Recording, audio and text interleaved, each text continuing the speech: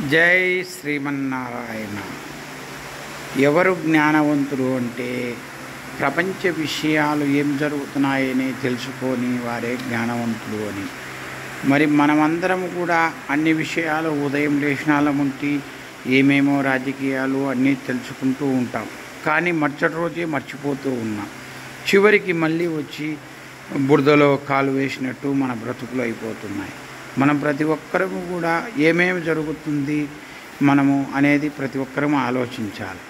ఆలోచన చేయడమే కాకుండా ఒక చిన్న పుస్తకం తీసుకొని ఒక 5 రూపాయలు పుస్తకం పెట్టి 2 రూపాయల పేనా తీసుకొని ఏమేమి జరుగుతున్నాయని మనం ఒక డైరీలో రాసుకోవాలి.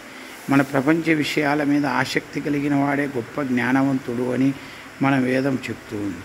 వీలైన వారు ప్రతి ఒక్కరూ కూడా ఆ పని చేస్తూ మనం నిర్ణయం తీసుకునే రోజు ఏ విధంగా తీసుకోవాలని ఆ చిన్న పుస్తకం చదివితే చాలు, మనం ఏ విధంగా నిర్ణయం తీసుకొని మనం చేయగలిగింది మన చేతిలో ఉన్నప్పుడు మనం నిర్ణయం తీసుకోవాలంటే ప్రతి ఒక్క చిన్న విషయాన్ని కూడా మనము గుర్తుపెట్టుకోవాలి అంటే రాసుకోవాలి.